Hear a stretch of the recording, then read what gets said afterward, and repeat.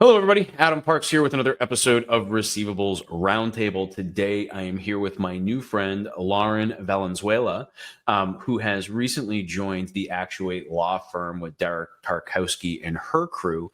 I had the chance to meet Lauren for the first time at the ARM-AI Executive Summit in 2021, and I was just blown away with her expertise, her attitude, and her energy. So I really wanted to share all of that with you guys today. Today, we're going to talk a little bit about 2022 as we're all getting ready and planning for next year. There's so much for us to do. But first, let me start by saying, Lauren, thank you so much for taking the time to participate today. I really appreciate you coming on and talking. Oh, absolutely. Thanks for letting me be here. It's fun. Absolutely. Since you're kind of new to the, not necessarily the industry, but since you might be new to some of our audience here, could you tell everybody a little bit about yourself and kind of how you got to the seat that you're in today? Sure. So I joined, I actually went in-house at a collection agency right out of law school about 10 years ago-ish, and which was an unusual path, but it was a great way to just jump right in with 2 feet to the industry. I thought I was going to take more of a government path. And so this was definitely a change from that. And I'm so glad that it worked out this way because I love our industry so much. So I went in-house at a collection agency and I started just managing their defense work, managing, their litigation, their response to demands. And then little by little, I started taking on more responsibility with their compliance management system. This is when the CFPB was in its infancy. So I remember coming in and reading about the CFPB, reading about Dodd-Frank, and seeing some of the early material from the CFPB, and going to my boss at that time and saying, "Oh my goodness, this is unprecedented for our industry. We need to improve our policies and procedures. We need to revamp our compliance system, management system. We needed to do a lot of work." And so that was and he said, "Go for it." So I literally jumped in and started running with everything.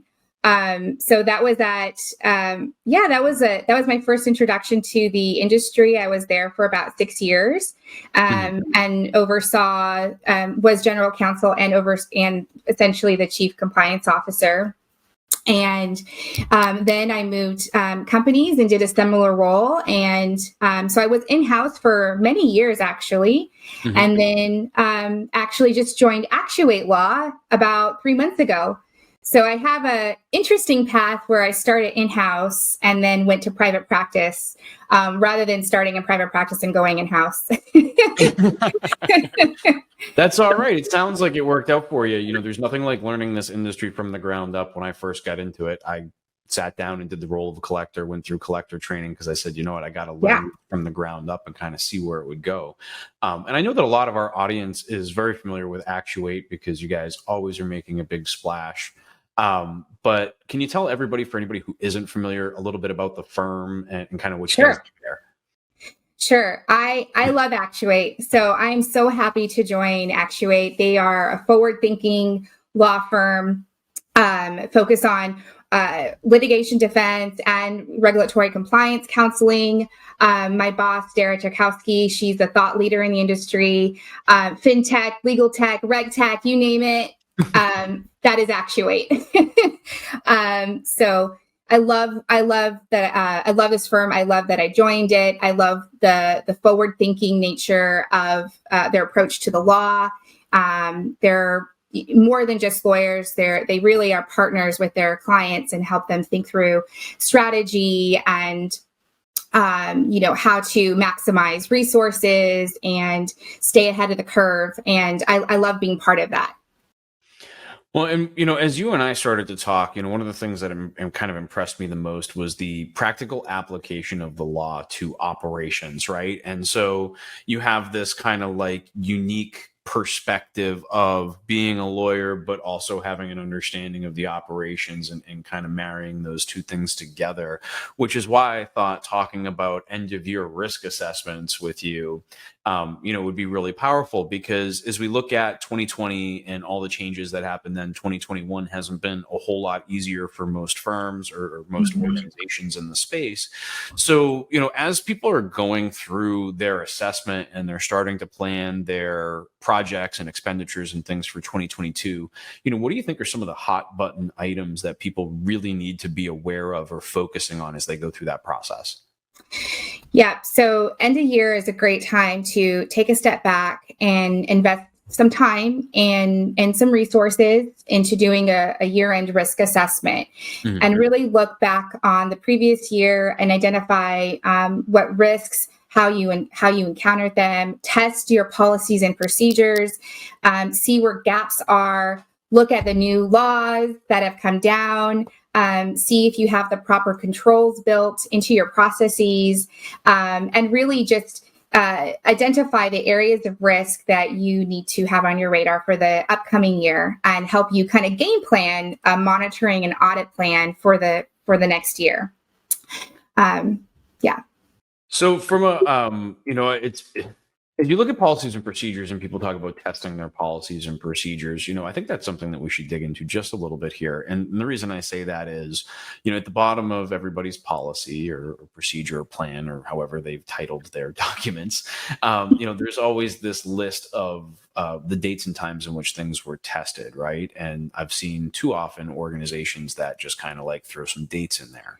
Can we talk a little bit about the level of importance of actually walking through those procedures, or like conducting a self audit, or why they may want to have a third party come in and look at some of that information so that they're getting a different perspective? Because those people that are doing the jobs every day tend to brush over things, whereas kind of a third party comes in and things tend to be more obvious.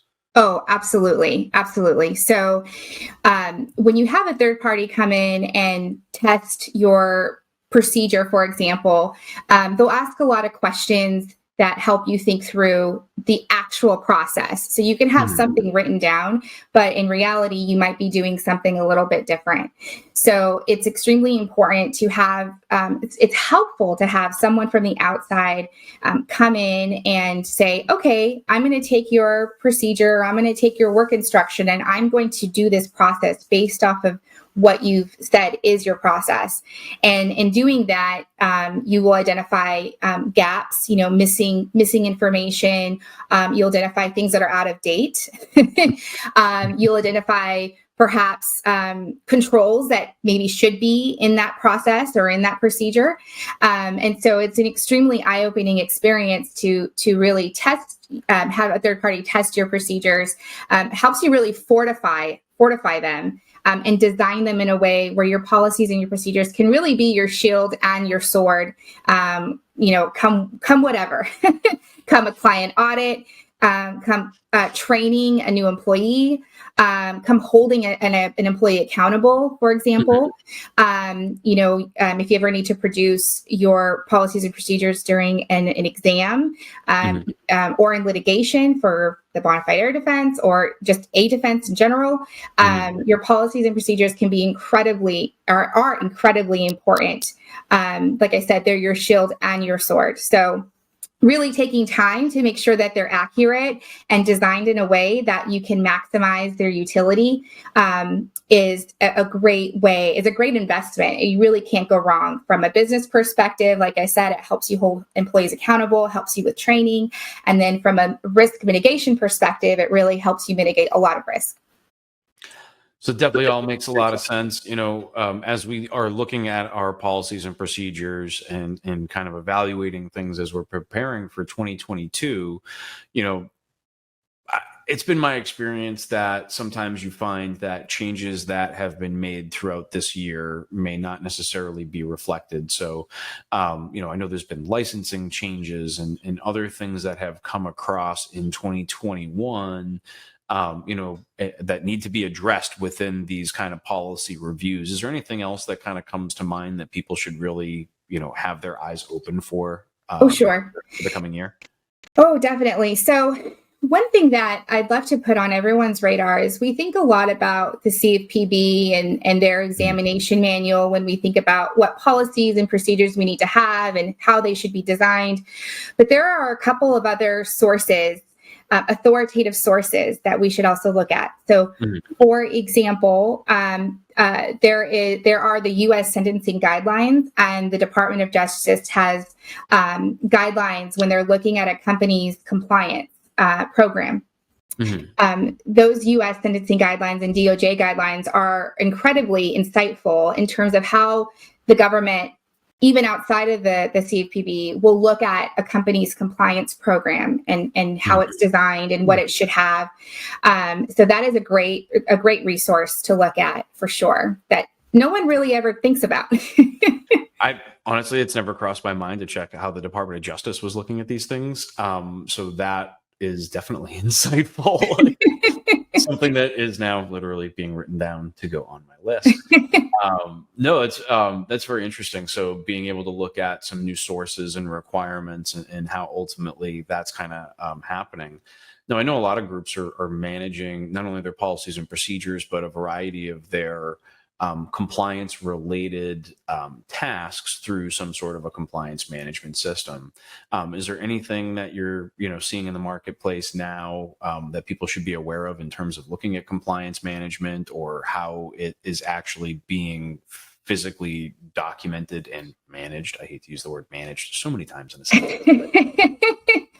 Well, yes. So there are some really great products out there. Amazing products. I've looked at a lot of them where you can have all of your monitoring recorded. You could have all of your activities recorded, your complaint tracking recorded, and it produce a great dashboard, a compliance dashboard of sorts. So there are products out there that are built for that. I've also seen, however, and I've also used at previous organizations, simple project management software.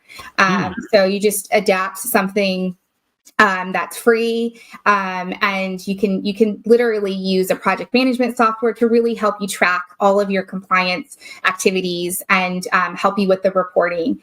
And then I've also experienced good old, just old-fashioned using Excel and file folders on your network and things like that. But one thing is clear, organization is key to any compliance management system, and making sure that you're creating the right compliance artifacts to show your compliance management system in motion, show it alive. So for example, in the past, I've seen organizations where they're doing certain monitoring, but they're not really recording it in a way that really shows the extent of their monitoring. So, for example, in the past, I've helped some of my organizations design, I would say, auditor work papers. And we did that very purposefully to capture what they looked at, what they tested, what the sample size was, what the results were.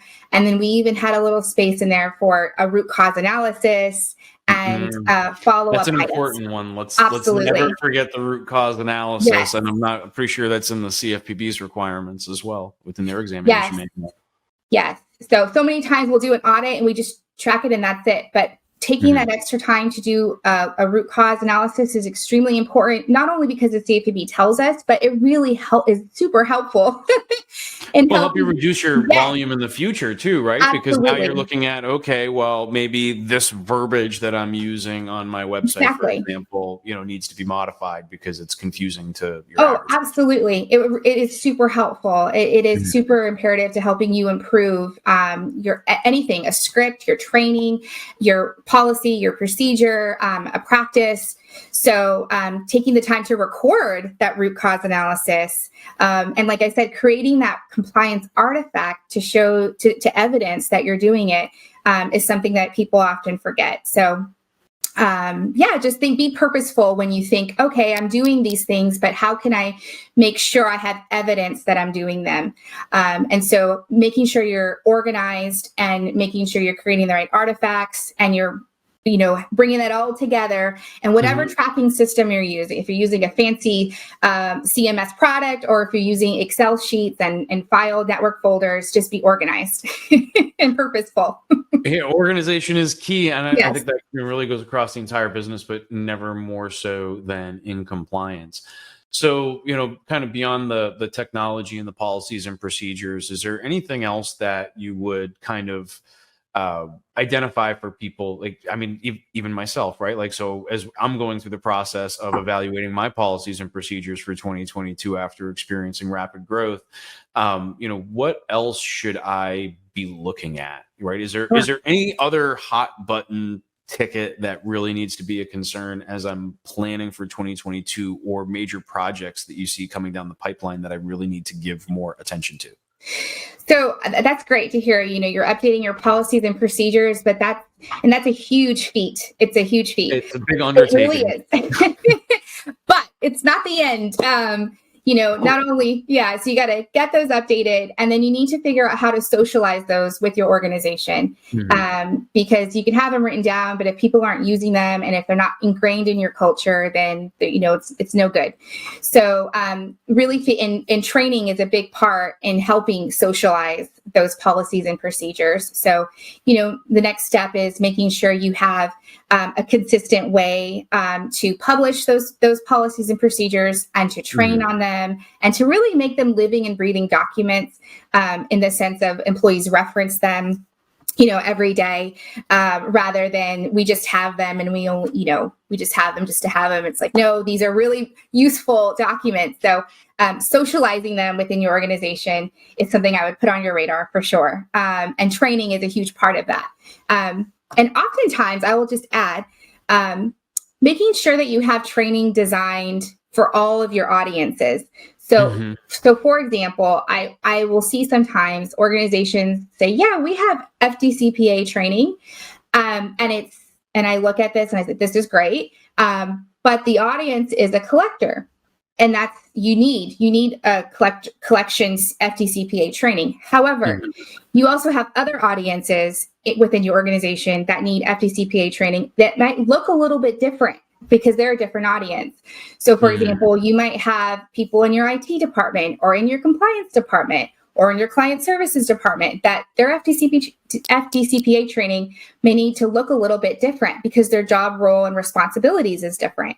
You should have an FDCPA training, for example, for your board or your leadership at the top. Okay.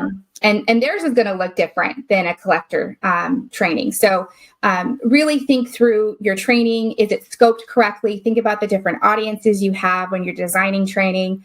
And I can tell you from firsthand that in a CFPB exam, the examiners will want to see that. They'll want to see that you have training designed for all your internal audiences.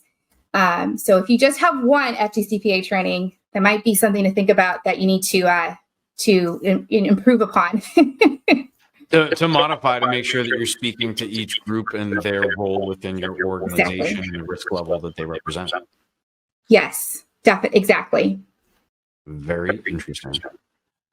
So I feel like we covered a lot of material in a short period of time here, and I really want to thank you for taking the time to participate.